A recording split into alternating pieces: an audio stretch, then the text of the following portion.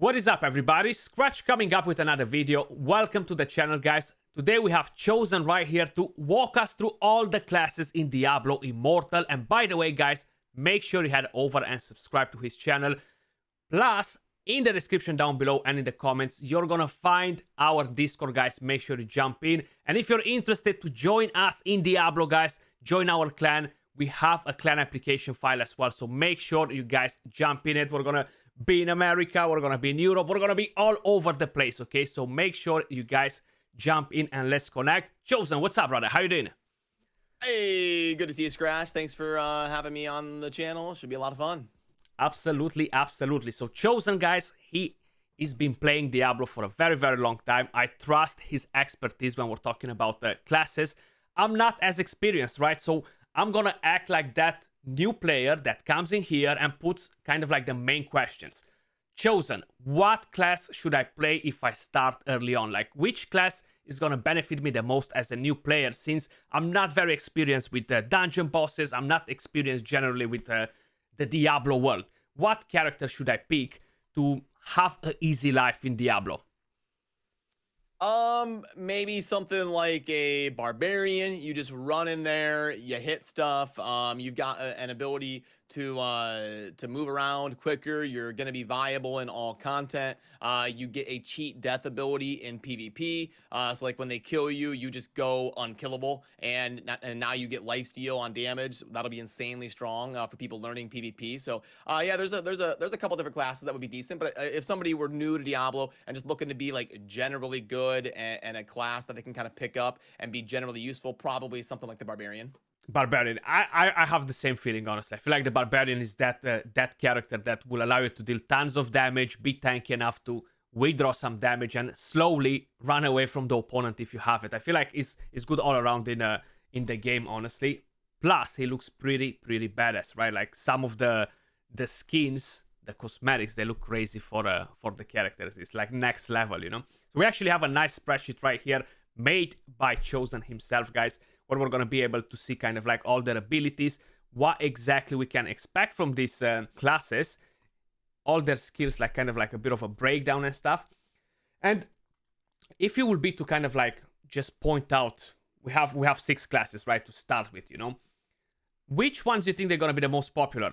Of course, we're going to have the Barbarian right here, which I think that's going to be the most popular class out of all of them. Also, shout out to people like Veiled Shot. We've got people in the community that we're putting together that have also helped me on this spreadsheet. So it wouldn't be fair to give me all the credit. I definitely appreciate everybody's help that comes into building this.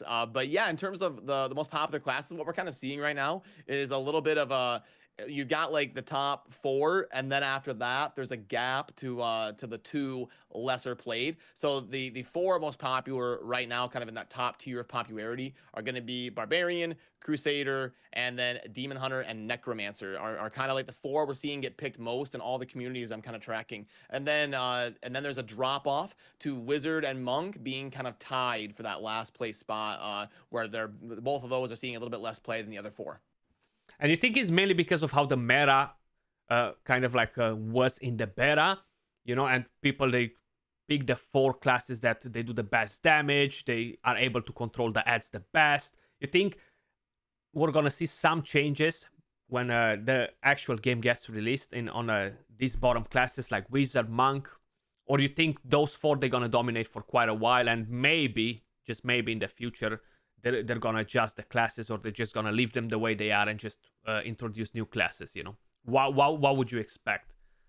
Yeah, I mean, I don't know if it's necessarily a product of the meta or anything that content creators are pushing, because you know, that's only like the most try-hard people. I think it's because we see the same thing in like Diablo 2. The martial arts type champion just doesn't get picked as often. Like the assassin in Diablo 2 was kind of one of the lower picked classes, and we're starting to see, like, because if somebody wants to play melee, they are going to trend towards something like a Barbarian, which is like a quintessential slasher, dungeon crawler, or like the Crusader, which is like the Paladin, holy Nephilim type. So Monk ends up being like the least popular melee class in terms of its appeal to the player base at large. And then Wizard at the same time, I think the people that want to play that spellcaster, the Necromancer is always a fan favorite. So people end up kind of choosing, do I go Barbarian, Monk, or Crusader? And they end up picking Barbarian or Crusader more. And then people end up kind of in that conundrum of, do I go Wizard or Necromancer as like the spellcaster? And Necromancer is always so super popular that people end up having the Necromancer be the tiebreaker. So I think that could be a little bit of why we see the Wizard and the Monk kind of end up at the back end in popularity. Understood. And if it would be to cover a bit their skills, so let's just start with the Necromancer, since we're that close to it and on the subject. Like, in terms of skills, like, extremely good for damage, extremely good for control. Like, it's gonna have to kind of like fit with everyone's playstyle. You know, some people, they like to go crazy and do tons of damage. Some people, they like to sit back a bit and just kind of like take the control on the map. You know, other people, they like to support the rest of the players that their friends, basically. So how would you kind of like classify the Necromancer in terms of his best utility, you know? Yeah, he's a very kind of jack of all trades kind of character that can do some buffing, some cursing, some use of the corpses that are on the ground. He's got a movement ability. He can summon minions.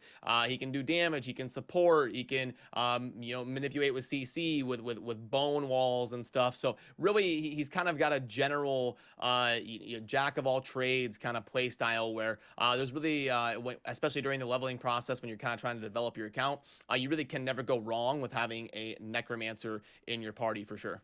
Absolutely. And talking about the Wizard, right? The next caster, I feel like they're never really doing a strong Wizard in any of the Diablo games, right? Like, that's kind of like the main thing that everybody's talking about. Like the Wizard is gonna be maybe the most for like comboing and being super attentive and having a high skill cap because they can do some insane damage if you're landing the abilities properly, you're setting up your combos, you're working with your party to help them set up those combos. But also, you said they've never really had a powerful Wizard. The Wizard class in Diablo 2 was technically the Sorceress, and not exactly like a Wizard, but kind of that spellcaster role, and the Sorceress was very powerful. In Diablo 3, it was a little bit different of a game, and the meta kind of evolved into being like Necromancers and Z-Barbs and stuff. So the Wizard didn't really see a whole lot of play, at least in terms of like group XP farming. The last time I played Diablo 3, it could be different now. But I do think the Wizard is going to do a lot of damage, and if you play it well, will definitely be viable and could even be one of the better choices in different content. Like there would be nothing wrong with if you wanted to do more damage and do more combos with running something like two of the melee characters, like a Barbarian and a Crusader, and then running like a DH and a Wizard. If you didn't have like a Necromancer or something, you could probably do a lot of combo and crank out a lot of damage. So I do think most of the classes in the game are going to be at least viable if you wanted to play them. Understood. And you think they're all gonna have kind of like a bit of an option. If I want to go crazy damage, I can do just crazy damage, or if I want to offer some support, I can go on that part as well. Or if I just want to be on a crowd control, I can go on that part as well. I think we can fit a bit of everything on each class if we really want to lean towards a direction more, I guess. No. A little bit, but you have some classes like Demon Hunter that are just going to be for damage. You do have some classes that can do both, like the Monk can crank out damage and have some really cool support utility, like Inner Sanctuary, that is a massive damage reduction for the whole team. You've got really good support abilities and a good source of AoE damage for something like the Crusader.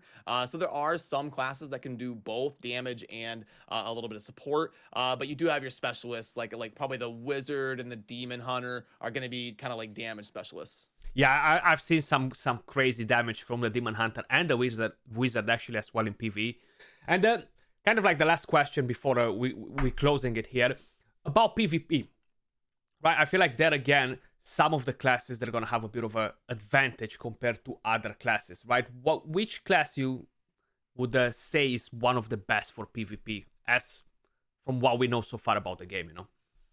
Yeah, and like you said, you know, we're gonna look back a month or two from now, and we'll be cranking out more content, and we'll be learning so much in the next month. Oh, But absolutely. like, yeah, something that I thought about doing a video on this, but like the Barbarian is standing out to me with their ability to close distance and really jump on people and start cleaving them, and then the ability for PvP, the Undying Rage, that is going to cause them to cheat death and then go into a rage where you can't kill them, and not only can you not kill them, but all of their damage is going to be healing them. They get like this lifesteal ability after cheating death is going to force opponents to like they can't burn their heavy hitting combos because they'll just waste it on a barb that absorbs it and cheats death, and then they come after them and they lifesteal. So their opponent is gonna have to like have multiple ways to kill them, spend one combo, wait for their cheat death, and then combo them again. But during that, the Barbarian's like jumping on top of you, and you already burned some of your cooldowns.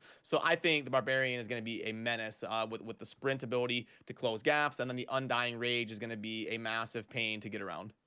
Awesome, and I've already seen the Demon Hunter has the best single target damage, right? The Crusader has the best AoE damage. The Crusader has really good AoE damage. Hmm. The Monk, I mean, all of them can crank out some damage melee. As far as ranged, I would say the Necro is a little bit best for just kind of general passive damage with minions in the field, getting consistent value. Your Demon Hunter is going to be your best for solo, like on a a boss fight or something. And then your Wizard is going to be best for like some AoE mass combos to kind of group a bunch of stuff up. You've got like a Monk doing Cyclone Strike or something, and then you've got your Wizard kind of planting meteors and just absolutely demolishing with AoE damage. Awesome. So basically, guys, that's kind of how it goes.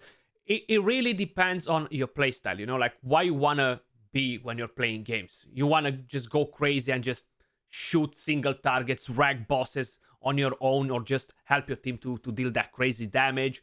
You want to support the team, you want to crowd control the waves and deal tons of AoE damage and be like, wow, look at those crazy explosions, you know? So I feel like I'm still not decided 100% sure if I'm going to go with Monk or something else yet, but I'm leaning towards Monk a lot. Have you picked your class yet? I'm pretty committed to Demon Hunter. Based on the group that I'm playing, I've already got two people playing melee classes, and then I'm going to be playing with a good friend of mine, Darth Micro, who's going Necro. So it's kind of up to me to play either Demon Hunter or Wizard. And I played thousands of hours of Demon Hunter in Diablo 3. So far as of right now, probably 90% chance I end up on Demon Hunter. Awesome stuff. So yeah, guys, I think we can wrap it up here. We kind of had like a quick brief on classes. Let us know in the comments down below, what class are you guys gonna pick? I'm curious to hear it, and why, of course. Are you gonna play on North American servers, East American servers? You're gonna play on Europe? What servers you're playing on? Curious to hear that as well. Don't forget about the Discord and the clan application if you're interested to join us after Shock United. Chosen, a pleasure to have you on the channel, brother, and I'll catch you all soon in the next one.